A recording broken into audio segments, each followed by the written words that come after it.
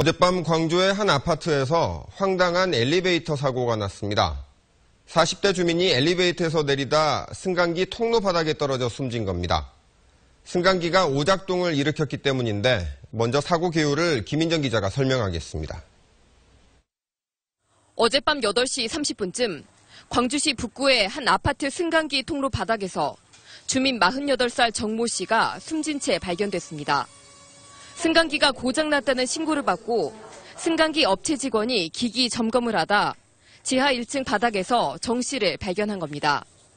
퇴근길 승강기에 탄 정 씨가 자신이 사는 12층에서 문이 열리자 내리려고 발을 내디뎠는데 승강기 문이 열린 채 갑자기 위층으로 올라가자 승강기와 벽 사이 틈에 발이 빠진 채 말려 들어가 20여 미터 아래로 추락한 겁니다. 13층하고 12층. 그다음에 이 엘리베이터 그 바닥 있잖아요. 바닥. 이 바닥부나 딱 그 다리가 걸리면서 빠져나가 버려요. 밑으로. 사고가 난 승강기는 11년 된 제품으로 사고가 나기 하루 전에도 고장을 일으켰습니다.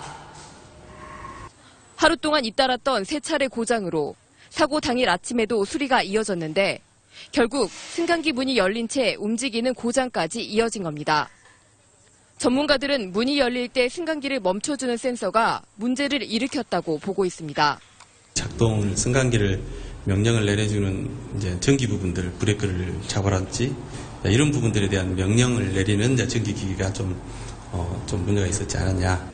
국과수와 함께 현장 검증을 마친 경찰은 관리사무소와 승강기 업체 등을 상대로 고장 원인과 점검 소홀 여부를 수사하고 있습니다. MBC 뉴스 김인정입니다.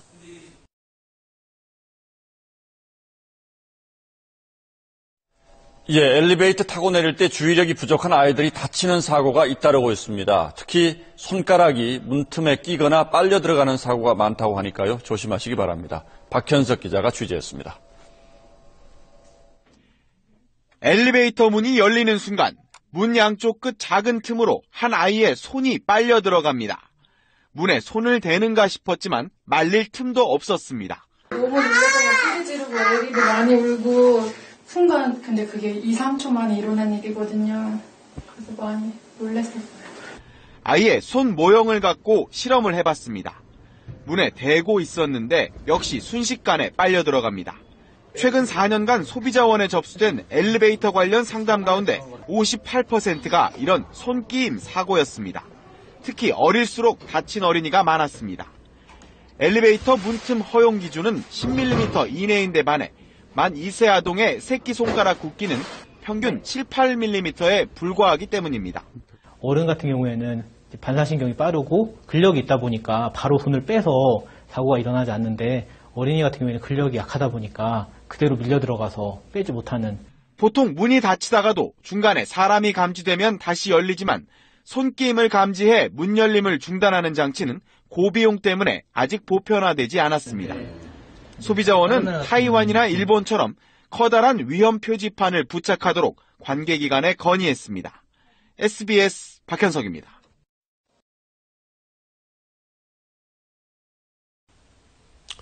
엘리베이터는 하루에도 많게는 수십 번을 타야 하는 이동수단인데 이런 사고 소식을 접하면 타기가 정말 무섭습니다. 1년에 2만 5천 대씩이나 새로 생긴다고 하는데 급증하는 승강기에 대한 안전점검 더 철저히 해야겠습니다. 집중 취재 계속해서 이재원 기자가 보도합니다. 지난 2월 경남 창원에서 일어난 엘리베이터 사고입니다. 15층에서 갑자기 멈춘 엘리베이터가 사람이 탈출하자마자 무서운 속도로 치솟아 39층에 충돌합니다. 검사를 했죠. 그래 하니까 여기 문제가 있다. 보수를 했는데 이제 사고가. 지난해 부산에서는 엘리베이터가 5층에서 2층으로 추락해 타고 있던 사람들이 크게 다쳤습니다. 갈수록 사고 유형이 다양해지고 있지만 대부분 문이 안 열려 안에 갇히는 경우입니다. 지난해 갇힌 사고로 구조된 사람만 2만 1,000명에 이릅니다. 기본적인 안전수칙은 비상벨을 누르고 전문가의 구조를 기다리는 것입니다. 엘리베이터 문을 강제로 열고 탈출을 시도하다가 사고로 이어지는 경우가 종종 발생하고 있습니다.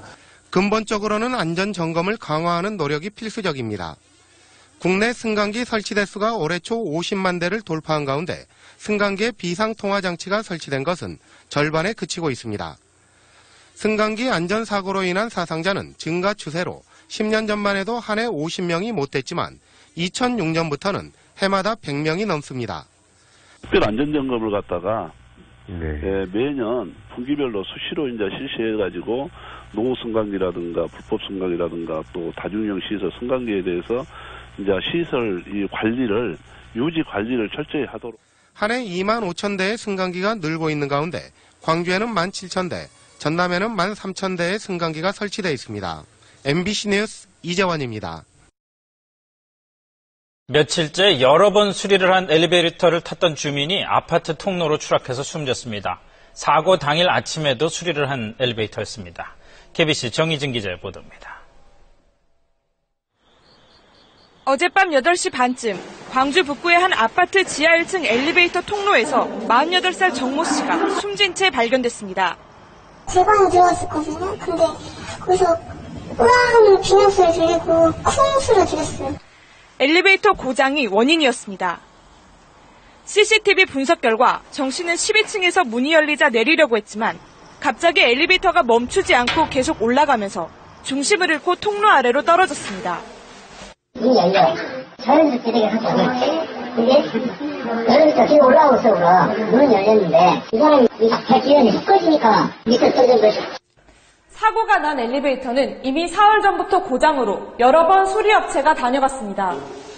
어제 오전에도 수리업체가 한 차례 점검을 하고 돌아갔습니다. 고장이 나서 또 이제 왔다 갔다 하는 소리는 제가 들었습니다. 경찰은 엘리베이터를 제어하는 브레이크 등에 문제가 있는 것으로 보고 정확한 사고 원인을 조사하고 있습니다. 승강기 안전관리원에 따르면 지난해 2,552건의 엘리베이터 안전사고가 발생하면서 130명이 다치거나 숨졌습니다. KBC 정희진입니다. 승강기 문이 열리거나 밀리면서 사람이 추락하는 사고가 잇따르고 있습니다. 정부가 2008년에 승강기 문의 안전 기준을 마련했습니다만 그 이전에 설치된 승강기가 많아서 문제입니다. 조정아 기자입니다. 전동 스쿠터가 승강기 통로에 처박혀 있습니다. 56살 고모 씨를 태운 전동 스쿠터가 승강기 문을 뚫고 지하로 추락한 것입니다. 승강기를 기다리던 고 씨는 손자를 안은 채 전동 스쿠터를 작동하다 실수로 승강기 문에 부딪혀 이렇게 문이 그대로 밀리며 추락한 겁니다. 4년 전에는 전동 휠체어를 탄 30대 장애인이 승강기 문을 들이받고 15m 아래로 떨어져 숨지기도 했습니다. 승강기 문이 억지로 열리는 걸 막아주는 부품인 도어슈가 충격을 버티지 못한 것입니다.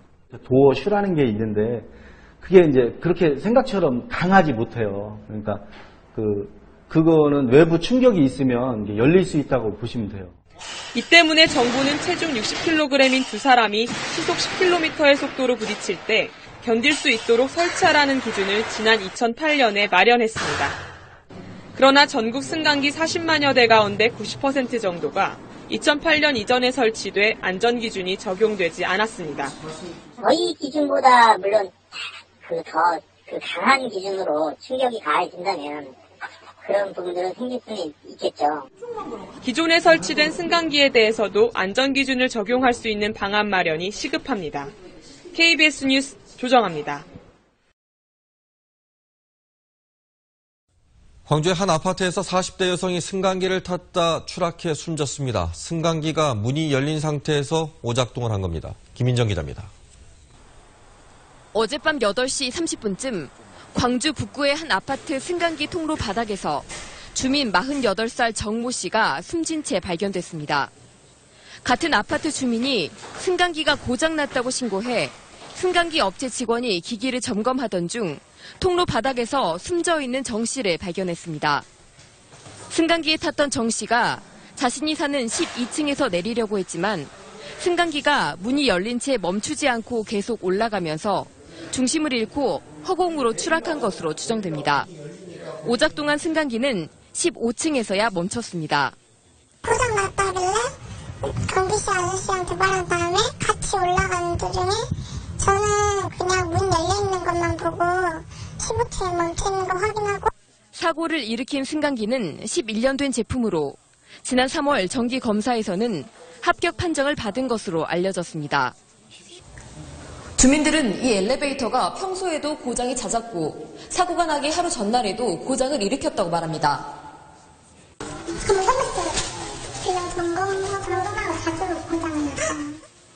경찰은 승강기 업체와 관리사무소 등을 상대로 관리 소홀 여부 등 정확한 경위를 조사하고 있습니다. MBC 뉴스 김인정입니다.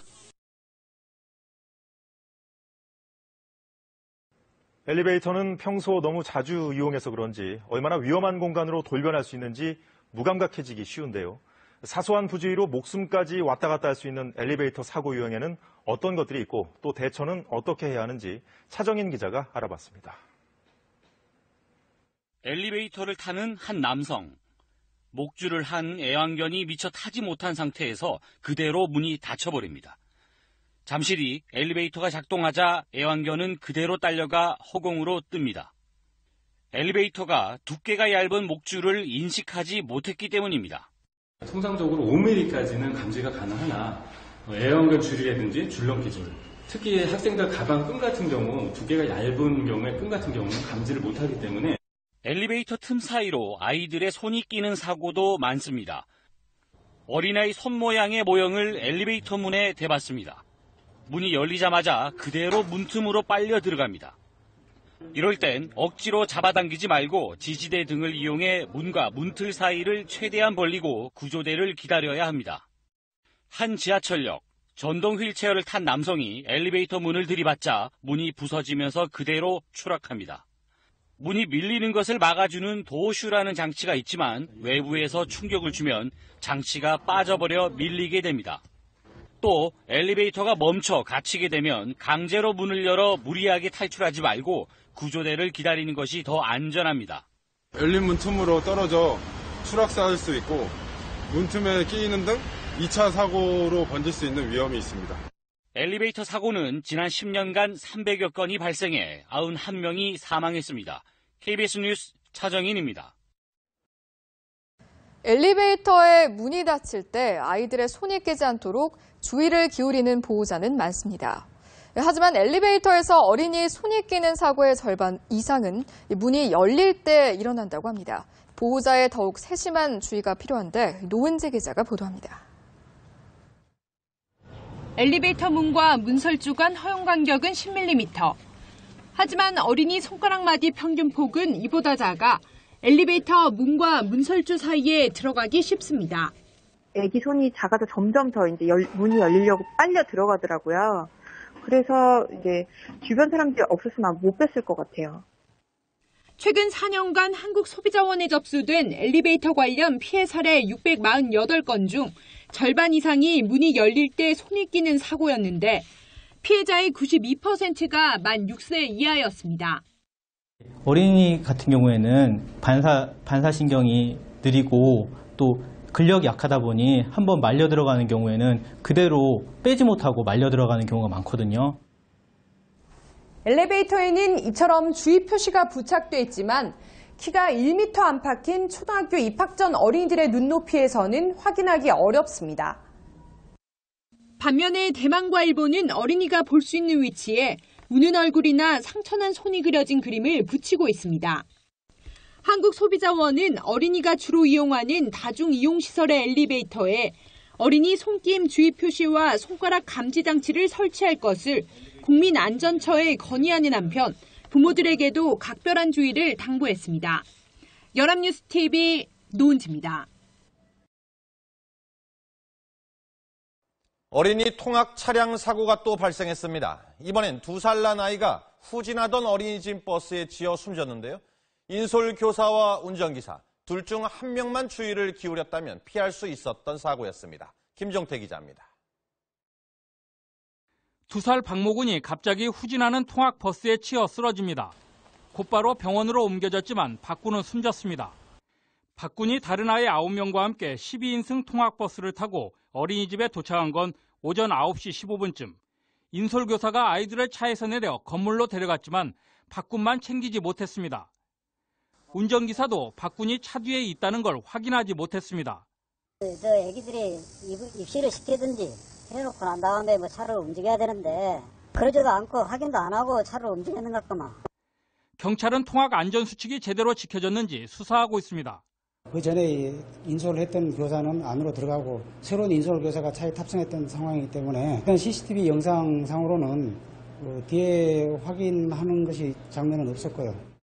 지난달 광주에서도 유치원 인솔교사의 과실로 4살 난 남자아이가 통학버스에 8시간 동안 갇혀있다 발견돼 아직 혼수 상태에 빠져 있습니다.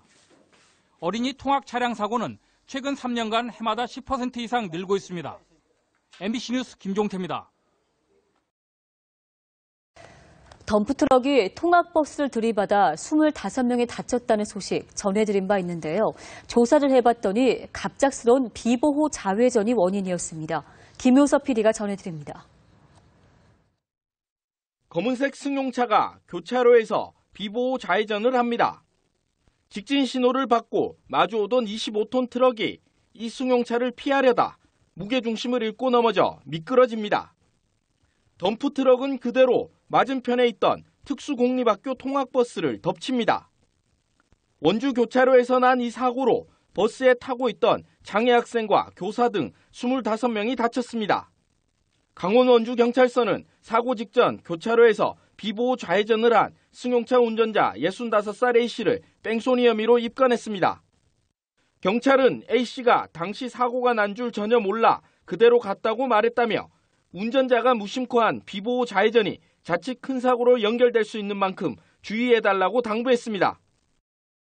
경남 사천경찰서는 심야 시간 빈집과 상가에 10차례 침입해 수천만 원 상당의 금품을 훔친 혐의로 60살 여성 김모 씨를 구속했습니다. 김 씨는 휴대용 절단기로 방범 창살 등을 뜯어내 안으로 들어간 뒤 다이아몬드 반지 등 2,600만 원 상당의 금품을 훔쳤으며 나중에 보석 감별기로 진품만 골라 작물업자에게 팔아넘긴 것으로 조사됐습니다. 연합뉴스TV 김효섭입니다. 혹시 세리미법이라고 들어보셨습니까? 이 통학 차량에 치여 숨진 어린이의 이름을 붙여 만든 법인데 시행된 지 1년이 지났지만 안전사고는 여전한 것으로 나타났습니다. 이 때문에 경찰이 신학기를 앞두고 집중 단속에 나섰는데요. 어린이 통학버스를 앞지르면 범칙금 10만 원이 부과됩니다. 홍성욱 기자입니다. 지난 2013년 충북 청주에서 4살 여자 어린이가 통학 차량에 치여 숨진 사고. 안타까운 사고의 재발을 막기 위해 통학버스의 안전규정을 강화하는 이른바 세리미법이 지난해부터 본격 시행됐습니다. 하지만 사고는 끊이지 않았습니다. 지난해 4월 경기도 광주에서 4살 어린이가 또다시 통학버스에 치여 숨졌습니다. 한 달 앞서서는 25인승 어린이집 통학 차량이 소로 아래로 추락해 원생과 교사 등 14명이 다치기도 했습니다. 통학 차량에 보호자가 함께 타고 안전띠를 맸는지 살펴야 하지만 여전히 지켜지지 않고 있습니다. 새학기를 맞아서 어린이 통학버스 사고가 집중되는 경향이 있어서 예방 차원에서 집중 단속을 실시하고 있습니다. 이를 위해 어린이집과 초등학교 주변에 교통경찰을 집중적으로 배치했습니다. 통학버스를 앞지르는 행위, 전좌석 안전띠 착용과 통학버스 의무 동승 여부를 단속합니다. 어린이 통학버스를 앞지르다 적발되면 승합차 기준으로 범칙금 10만 원과 벌점 30점이, 전좌석 안전띠 착용 규정을 어기면 과태료 6만 원이 부과됩니다. 하지만 각종 교습소와 체육관 차량은 이 대상에 빠져 있습니다. 그 안전교육 받은 게 있어야 인정이 되거든요. 어린이집이나 유치원은 다 그렇게 그게 되는데 체육관이나 이런 데는 인명보호 체계가 없잖아요. 때문에 경찰의 단속뿐만 아니라 사각지대가 없도록 관련 법규도 촘촘해져야 근본적인 어린이 안전사고를 줄일 수 있다는 지적입니다. YTN 홍서욱입니다. 4살배기 아이가 자신이 타고 온 어린이집 통학 차량에 치여서 안타깝게 숨졌습니다. 이런 일을 막자고 마련된 이른바 세리미법이 본격 시행된 지 2달도 채 안 됐지만 정작 무용지물이 된 셈입니다. 우철희 기자의 취재입니다. 어린이집 통학버스에서 아이들이 하나둘씩 내립니다. 그리고 잠시 뒤 경찰에는 아이 한 명이 길가에 숨져 있다는 신고가 접수됐습니다.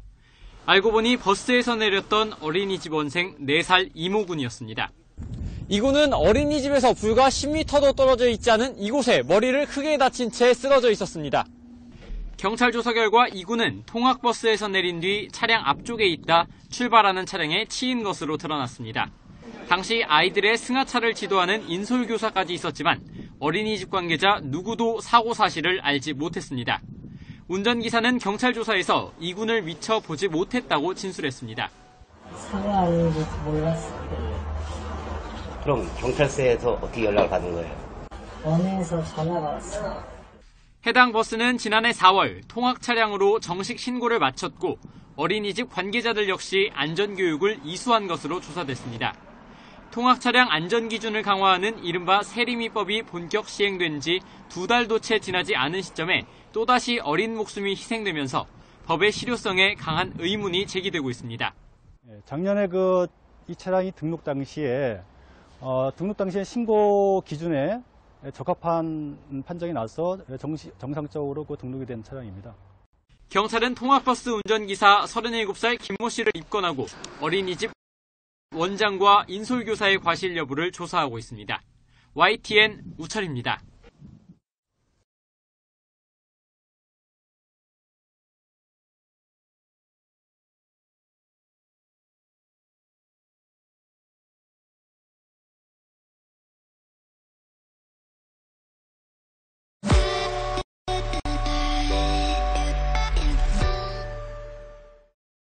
운전기사가 버스에 올라타 운행을 준비합니다. 그런데 갑자기 버스 앞으로 가방을 맨 아이 한 명이 나타납니다. 하지만 버스는 멈춰있지 않고 그대로 출발해 결국 아이를 치어 쓰러뜨리고 맙니다. 오전 9시쯤 서울 방이동에서 일어난 사고입니다. 4살짜리 원생이 어린이집 통학버스에서 내린 뒤 출발하는 버스에 부딪힌 겁니다. 아이는 병원으로 바로 옮겨져 다행히 생명에는 지장이 없는 것으로 알려졌습니다. 당시 인솔을 돕는 보육교사도 함께 있었지만 사고를 막지는 못한 것으로 조사됐습니다. 기사가 내려갖고 그 아이들을 인계를 해준 거야. 근데 기사가 다시 운전해가지고 빼려고 오는데 그 애가 하나가 모르고 그 기사를 따라온 거야. 지난해부터 어린이 통학 차량의 안전 규정을 강화하는 이른바 세리미법이 본격 시행됐지만 사고는 끊이지 않고 있습니다. 지난해 3월 경기도 광주에서 4살 아이가 어린이집 바로 앞에서 통학버스에 치여 숨졌고 한 달 뒤쯤 25인승 어린이집 통학 차량이 수로 아래로 추락해 14명이 다치기도 했습니다. 경찰은 교통사고특례법 위반 혐의로 운전기사를 입건했습니다. 또 당시 인솔교사나 어린이집 측의 관련법 위반 여부도 집중 조사하고 있습니다. YTN 우철입니다.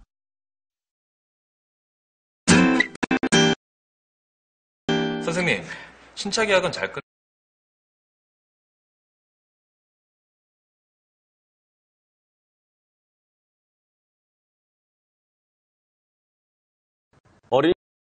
어린이들이 타는 통학버스 안전사고가 끊이지 않고 있습니다. 아이들의 목숨까지 앗아가는 위험한 순간이 많은데 어른들이 조금만 관심을 기울여도 큰 부상은 피할 수 있습니다. 한혜영 기자입니다. 하천에 통학버스가 완전히 빠져 있습니다. 어린이집에 도착한 버스가 갑자기 언덕 아래로 밀려나 하천에 떨어진 겁니다. 버스 안에는 3살에서 5살 어린이 12명이 타고 있었는데 다행히 크게 다치지 않았습니다. 차에 탄 보조교사가 아이들이 어린이용 안전벨트를 단단하게 매도록 했기 때문입니다. 이보다 불과 사흘 전 경기도 용인에서는 태권도장 통학버스에 탄 6살 양모양이 차에서 떨어져 숨졌습니다. 이 차에는 인솔교사 없이 어린이 6명만 타고 있었고 안전벨트를 차지 않아 양양은 우회전을 하다 열린 차문 사이로 그대로 떨어졌습니다. 지난 1월부터 시행에 들어간 세리미법을 충실히 지킨 통학버스와 그렇지 않은 경우의 차이가 드러납니다. 세리미법은 어린이 통학 차량엔 안전벨트와 보호표지 등을 갖추고 경찰에 신고하지 않으면 과태료를 물게 했습니다. 전 좌석에서 안전띠를 매지 않아도 과태료를 물리고 아이가 통학버스에 타고 내릴 때는 보호자가 반드시 같이 있도록 했습니다. 안전교육 기준도 강화했습니다. 전문가들은 어른들이 작은 노력만 기울여도 피해를 최소화할 수 있다고 말합니다. 이 차량들이 안전장치들이 잘 부착이 되어 있습니다. 요즘은 잘 부착되어 있는 그 안전장치를 잘 사용하지 않고 있어요. 숙련이 덜 된 거죠. 우리 그 운전자 분들은. 모든 걸 짐작으로 바쁘다는 시간적인 이유로 우리 아이들의 안전, 결국 어른들의 주의와 관심에 달려 있습니다. 연합뉴스 TV 한혜원입니다.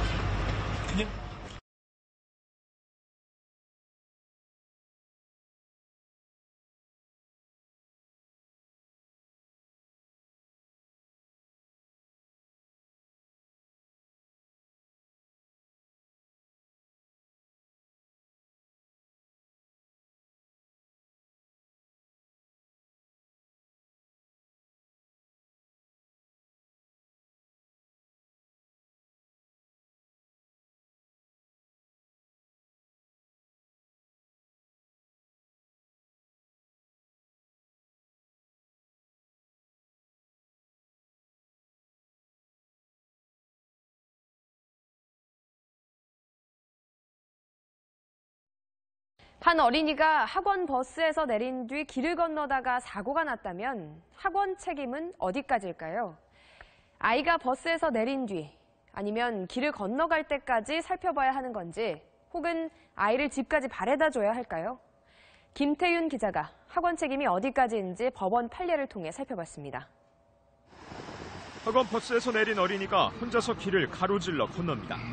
아이들은 도로를 건널 때 좌우를 잘 살피지 않는 경우가 많습니다.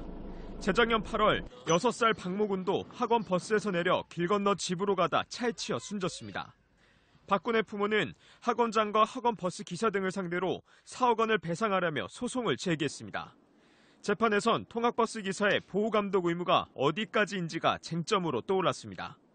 담당 판사는 통학버스 운전자의 책임은 학원생들이 통학버스에서 하차한 후까지이고 짧은 시간이라도 차에서 내려 도로에 지나는 차량이 있는지 확인해야 한다고 판시했습니다. 또 통학버스가 잠시 정차 중임을 알리는 비상 전멸 등을 켜지 않은 점, 학원에서 승하차 안전교육을 충실히 하지 않은 점도 학원 측의 과실 근거로 봤습니다. 다만 박군도 차도를 잘 살피는 등의 자기보호 의무를 소홀히 한 점을 들어 10%의 과실을 인정했습니다. 유치원과 학교 또는 학원의 운영자는 교육활동이 끝난 후 학생을 통학 차량에 태워 보호자가 미리 지정한 장소에 안전하게 내려줄 보호감독 의무가 있음을 확인한 판결입니다. 통학버스에 동승자 탑승을 의무화한 이른바 세리미법이 전면 시행되면서 안전기준이 대폭 강화됐습니다. 최근 법원 역시 사설 학원에서 발생하는 안전사고에 대해 학원 측에 보호감독 책임을 묻고 있어 향후 비슷한 분쟁에도 적지 않은 영향을 미칠 전망입니다. MBC 뉴스 김태윤입니다.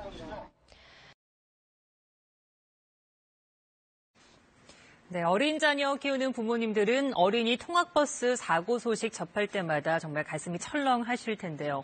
13세 미만 어린이 통학 차량에 동승자가 의무적으로 탑승하는 이른바 세리미법이 지난달부터 확대 시행됐지만 잘 지켜지지 않고 있습니다. 정혜미 기자가 취재했습니다. 경찰이 노란색 어린이 통학 차량을 세워 점검합니다. 인솔교사가 없습니다. 어린이는 안전띠를 매지 않았습니다. 친구 안전벨트 맸어요?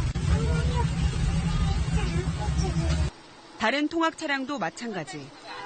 동승자 탑승 등을 의무화한 이른바 세리미법이 지난달 말 15인승 이하 통학 차량에까지 확대 적용됐지만 지키지 않은 겁니다. 있었는데 저희는 또 방학 때는 저희가 또 빼요. 동승자 할 거예요. 저희는 하려고. 규모가 작은 학원들은 법 위반인 걸 알면서도 인건비 부담 때문에 어쩔 수 없다고 말합니다. 학원에 안은 적지. 수입은 적고 지출을 많이 해야 되니까. 그러니까 한 70만 원 줘야 되니까 아예 학원 차를 빼려고 그래요. 운전 설갑도 쓰기도 힘들다고. 법 적용 대상인 13세 미만 유치부나 초등부 반을 아예 없애는 학원까지 생겼습니다. 버스 문제 때문에 싸우다가 그 많은 한 22개 학원을 막 동시에 다 없애버렸거든요. 버스를 한 2달 안 해보니까 학생들한테부터 막 원생이. 특히 이런 태권도장이 아닌 합기도장이나 소규모 체육시설의 경우 신고 의무 대상도 아니라서 세리미법 적용을 받지 않습니다.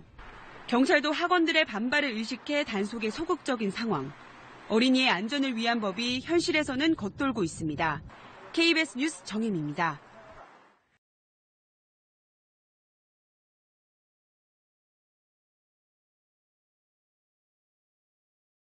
저희 KNN이 단독으로 영상을 입수해 보도해드렸던 창원 어린이집 버스 사고에서 아이들을 구조했던 시민 영웅들 기억하십니까? 알고 보니 같은 회사를 다니는 직장 동료들이었는데 경남경찰청이 이들에게 감사의 마음을 전했습니다. 정경 기자입니다. 어린이집 통학버스가 쓰러지자 10여 명이 바로 달려나옵니다. 시민들은 발빠르게 서로 도와 6명의 아이를 무사히 구했습니다. 기적을 만든 시민 영웅들은 다름 아닌 사고 현장 인근에 있는 모 감리회사 동료 직원들입니다. 사고 당시 큰 소리에 누가 먼저 할 것 없이 밖으로 달려나갔습니다.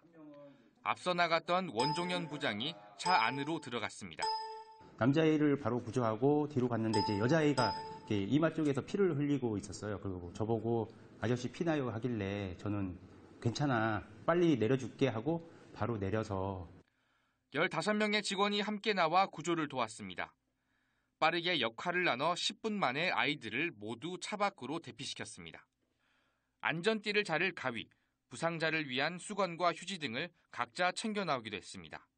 다들 자기가 뭘 해야 될지에 대해서 생각을 하고 할 수 있는 부분 내에서 다들 하고 있었던 것 같아요. 그래서 그렇게 빠르게.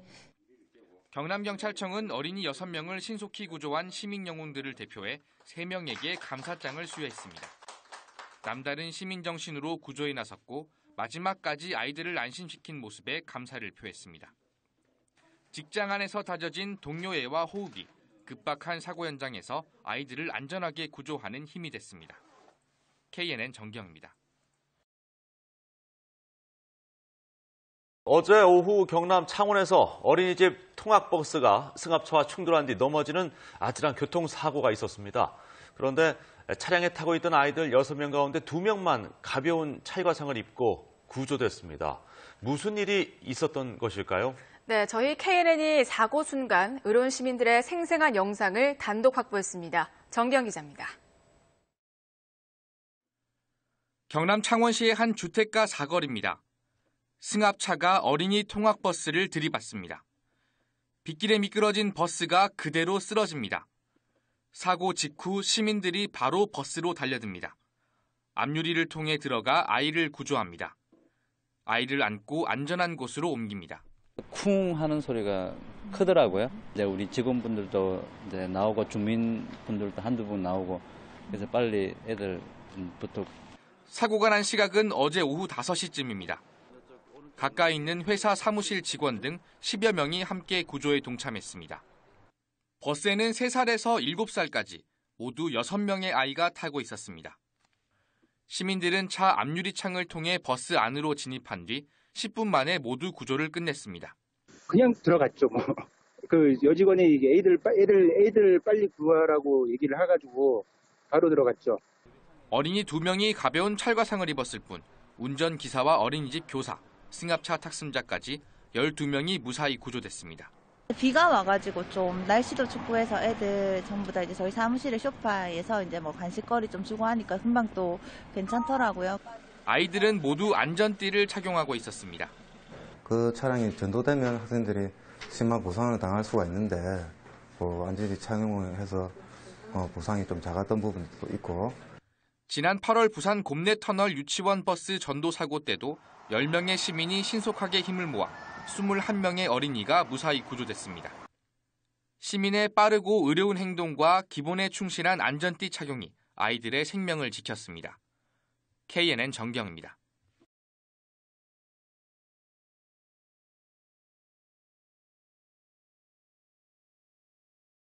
아홉 가지 요리를 광파 5분만으로 하라고요?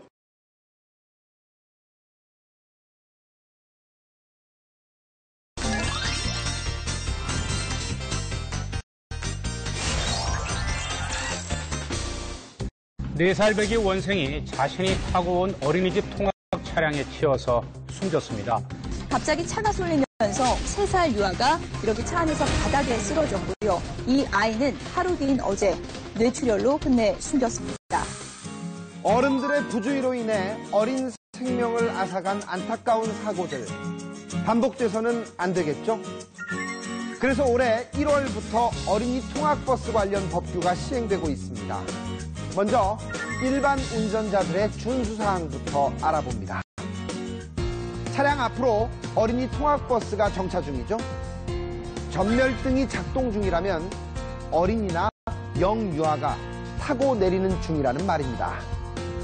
이 차로의 바로 옆 차선까지 차량 운전자는 일시 정지하여 안전을 확인한 후 서행하여야 합니다. 어린이나 영유아를 태운 표시를 뜻하는 어린이 보호 표지가 부착되어 있다면 모든 운전자는 통학버스를 앞지르기 해서는 안 됩니다. 초등학교, 유치원, 어린이집, 학원, 체육시설에서 운영하는 9인승 이상의 승합 차량은 어린이 통학버스로 신고를 의무화했는데요. 안전을 중요시하는 만큼 꼭 설치해야 하는 장치들도 있다는군요.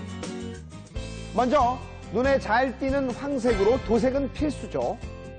차량 앞뒤에 탈부착이 가능한 어린이 보호 표시, 운전석 옆면에 정지 표시 장치, 옆문에 발판, 차량 천장 앞뒤에 적색, 황색, 황색, 적색 표시 등 후방 안전장치는 필수입니다. 어린이 통학버스에는 반드시 보호자가 동승해야 합니다. 그렇다면 어린이 통학버스의 운전자가 지켜야 할 부분은 무엇일까요? 전 좌석 안전띠를 착용한 후에 출발하고요. 하차할 때에는 어린이가 자동차로부터 안전한 장소에 도착한 것을 확인한 후 출발해야겠죠? 보호자가 동승하지 않은 경우라면 운전자가 직접 자동차에서 내려서 어린이가 안전하게 승하차하는 것을 돕습니다. 원포인트 생활상식, 어린이 통학버스 관련 준수사항. 어린이 통학버스 뒤나 옆 차선의 운전자는 일시 정지 후 안전을 확인하고 서행. 모든 운전자는 어린이 보호표지 부착 통학버스를 앞지르게 할 수 없습니다. 어린이 통학버스 운전자는 전 좌석 안전띠 착용 후 하차한 어린이가 안전한 장소에 도착했는지 확인을 한 후 출발해야 한다는 점, 이것만은 꼭 기억하세요.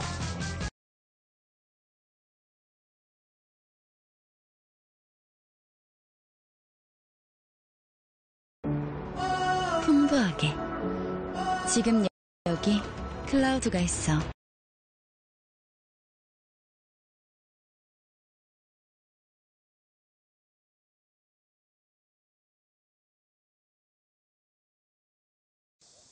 유치원 통학버스 뒷좌석에서 4살배기 어린이가 발견된 건 어제 오후입니다.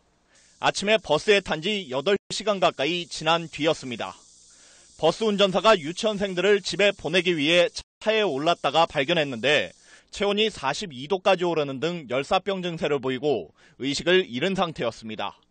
어제 광주광역시에는 폭염 경보가 내려져 있었고 낮 기온이 35.3도까지 치솟았습니다. 유치원은 방학에 들어가 원하는 아이들만 대상으로 돌봄 교실을 운영하고 있었습니다. 중국 동포인 부모는 맞벌이하면서 친인척도 없어서 돌봄 교실에 아이를 맡겨왔습니다. 애기가 그 차에 있었다는 건 몰랐다는 것 자체가 너무 이해가 안 돼요. 유치원 교사와 버스 기사는 정확한 출석 인원이 파악되지 않아 버스에 어린이 한 명이 남아있다는 걸 알지 못한 것으로 조사됐습니다. 관할 교육청의 매뉴얼에는 운행 종료 뒤 맨 뒷좌석까지 확인하도록 돼 있지만 지켜지지 않았습니다. 경찰은 유치원도 출석 확인을 제대로 하지 않은 것으로 보고 있습니다. 방치됐던 어린이는 대학병원 중환자실에서 28시간째 치료받고 있지만 아직도 의식을 찾지 못하고 있습니다. SBS 윤나라입니다.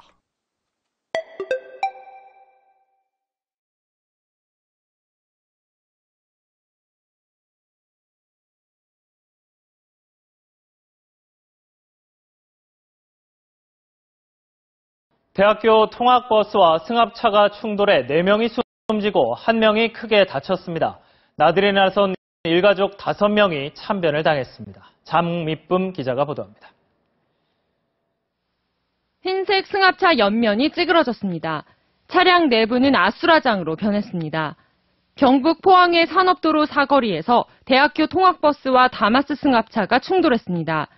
승합차 운전자 41살 김모 씨 등 일가족 4명이 숨졌고 5살 김군은 위독한 상태입니다. 휴일을 맞아 동해안으로 나들이를 나왔다가 변을당한 것으로 알려졌습니다. 통학버스에 탄 학생 44명 가운데 5명도 유리 파편에 맞는 등 부상을 입었습니다.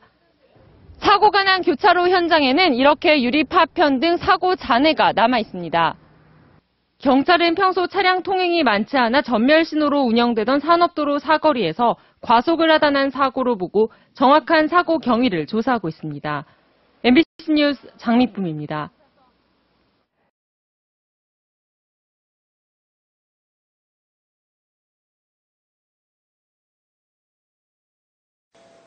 고등학생 22명을 태운 통학버스가 추돌 사고를 냈는데 학생들은 한 명도 다치지 않았습니다. 모두 안전띠를 하고 있었기 때문입니다. 밤사이 교통사고 또 화재도 잇따랐습니다. 강정규 기자입니다.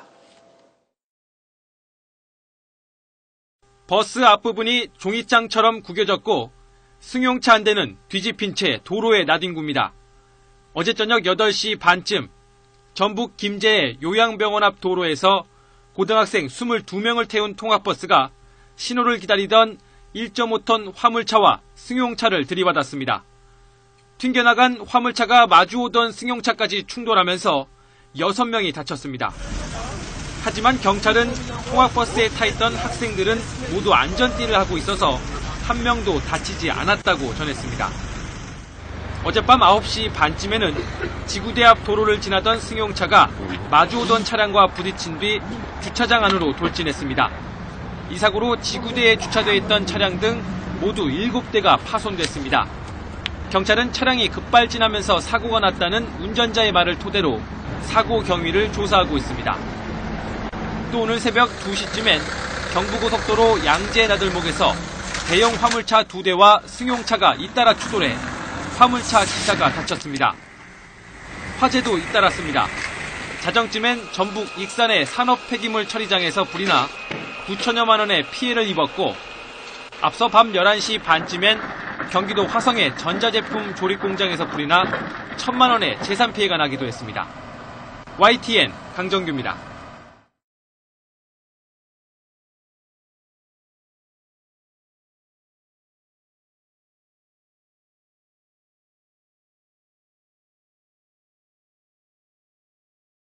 학생들을 태운 통학버스 운전기사가 술에 잔뜩 취한 채 고속도로를 달리다가 적발됐습니다. 아찔했겠죠? 버스 안에 타고 있던 학생이 신고했습니다. 공윤선 기자입니다. 어젯밤 영동고속도로 인천 방향, 대학생 13명을 태우고 달리던 통학버스가 갓길에 정차합니다. 자신이 타고 있는 버스의 운전기사가 술을 마신 것 같다는 학생의 신고를 받고 출동한 경찰이 음주 측정을 하는 겁니다.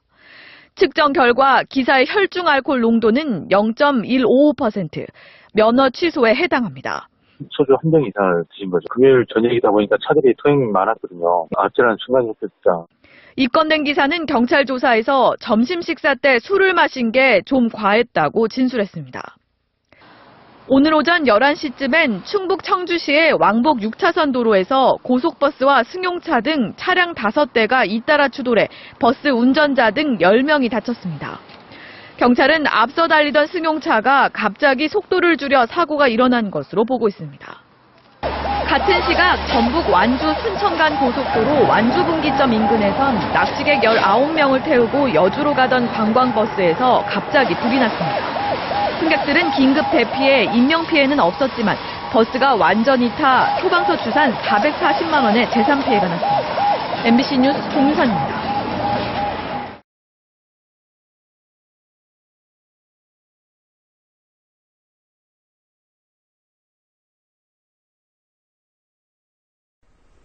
어린이집 통학버스가 갑자기 멈춰서면서 버스에 타고 있던 3살 아이가 머리를 부딪혀 숨지는 사고가 발생했습니다. 보육교사가 보채는 아이를 안고 있다가 함께 넘어지면서 일어난 참변이었습니다. 양창희 기자입니다. 아파트 안 도로를 달리던 어린이집 버스가 방향을 변경해 노란 차선을 넘어갑니다. 버스는 반대편에서 마주오는 승용차를 발견하고 급하게 멈춥니다. 어린이들을 태운 통학버스는 이 정상적인 진행 방향 대신 반대편 차로로 진입하다 마주오는 차량을 만나 급제동했습니다. 충돌은 피했지만 정작 사고는 버스 안에서 벌어졌습니다. 버스가 갑자기 멈추면서 3살 난 남자아이를 안고 서 있던 보육교사 34살 오모 씨가 아이와 함께 넘어진 겁니다. 아이는 버스 바닥 모서리에 머리를 부딪혔고 병원으로 옮겨 치료를 받았지만 이튿날 새벽 숨졌습니다. 처음에 올 때 이제 의식 같은 게 거의 저희들이 보기에는 없는 걸로 보였고요. 뇌에 상당히 깊은 부위까지 어떤 충격이 갔다고 보죠. 경찰은 차선을 벗어난 버스 운전자 63살 윤모 씨가 마주오는 차량을 보고 놀라 급정거하면서 사고가 난 것으로 보고 있습니다. 큰 차량이 한 번에 핸들을 꺾을 수 없다고 그렇게 진술을 합니다.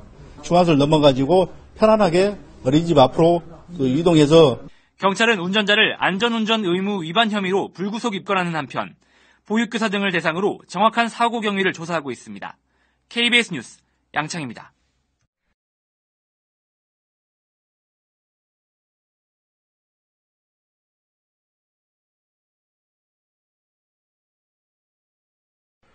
어린이집 통학버스와 관련해서 또 안타까운 사고가 났습니다. 버스가 급정거하는 바람에 안에 타고 있던 3살 유아가 넘어졌는데 그만 숨졌습니다. 양창희 기자입니다. 아파트 안 도로를 달리던 어린이집 버스가 방향을 변경해 노란 차선을 넘어갑니다. 버스는 반대편에서 마주오는 승용차를 발견하고 급하게 멈춥니다. 어린이들을 태운 통학버스는 이 정상적인 진행 방향 대신 반대편 차로로 진입하다 마주오는 차량을 만나 급제동했습니다. 충돌은 피했지만 정작 사고는 버스 안에서 벌어졌습니다. 버스가 갑자기 멈추면서 3살 난 남자아이를 안고 서 있던 보육교사 34살 오모 씨가 아이와 함께 넘어진 겁니다. 아이는 버스 바닥 모서리에 머리를 부딪혔고 병원으로 옮겨 치료를 받았지만 이튿날 새벽 숨졌습니다. 처음에 올 때 이제 의식 같은 게 거의 저희들이 보기에는 없는 걸로 보였고요. 뇌에 상당히 깊은 부위까지 어떤 충격이 갔다고 보죠. 경찰은 차선을 벗어난 버스 운전자 63살 윤모 씨가 마주오는 차량을 보고 놀라 급정거하면서 사고가 난 것으로 보고 있습니다. 큰 차량이 한 번에 핸들을 꺾을 수 없다고 그렇게 진술을 합니다. 중앙선을 넘어가지고 편안하게 어린이집 앞으로 이동해서 경찰은 운전자를 안전운전 의무 위반 혐의로 불구속 입건하는 한편 보육교사 등을 대상으로 정확한 사고 경위를 조사하고 있습니다. KBS 뉴스 양창입니다.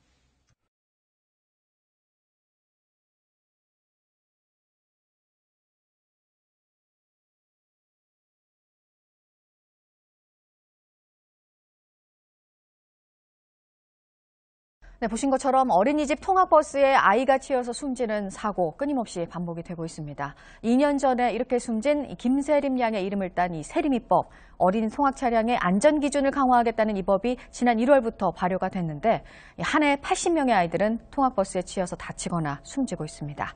계속해서 심수미 기자입니다.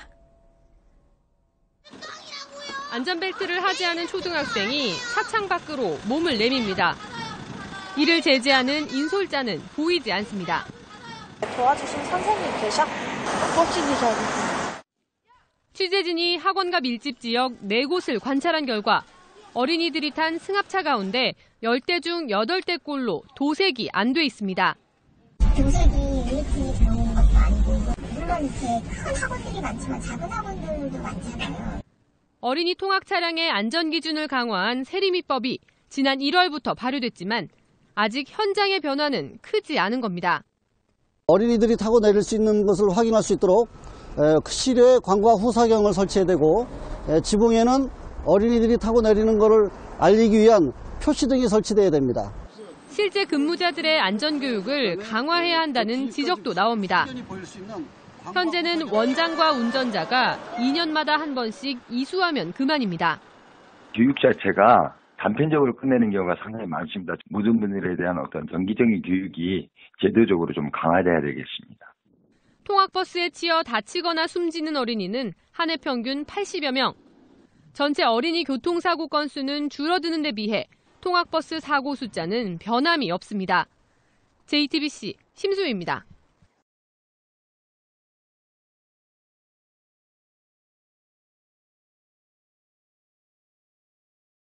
최근에 4살배기 남자아이가 자신이 다니던 어린이집 통학버스에 치여서 숨지는 사고가 있었습니다.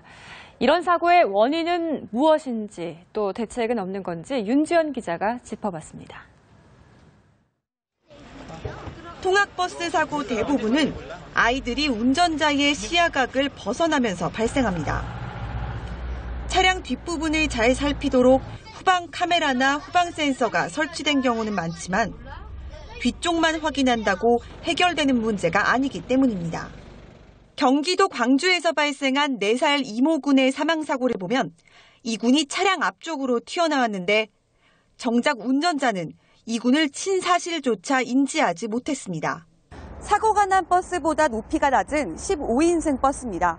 하지만 이 버스도 키 1m 정도의 아이가 가까이 다가서면 운전자의 시야에선 사라집니다. 이 같은 문제를 보완하기 위해 지난 1월 말부터 시행된 일명 세리미법은 차량 앞과 옆도 볼 수 있는 넓은 후사경을 달도록 하고 있습니다. 광각 후상이 이제 요거거든요. 요게 광각 후상이고 요것도 광각 후사경입니다. 설치하지 않은 경우도 좀 많이 있나요? 아주 많죠. 설령 설치했더라도 아이들이 정신없이 타고 내린 뒤 운전자가 잠시만 주의를 놓쳐도 곧 사고로 이어집니다. 전문가들은 운전자들이 사각지대 위험에 더 예민하게 반응할 수 있도록 제도 보완이 필요하다고 강조합니다. 전면도 영상장치라든지 경고음이 울릴 수 있는 그런 설비를 갖다 갖추는 것이 아무래도 기간이 2년마다 한 번씩으로 돼 있기 때문에 아무래도 기간이 좀 길죠. 이미 마련된 제도가 무용지물이 되지 않으려면 어른들의 좀 더 강력한 의지와 세심한 관심이 필요해 보입니다. 연합뉴스TV 윤지연입니다.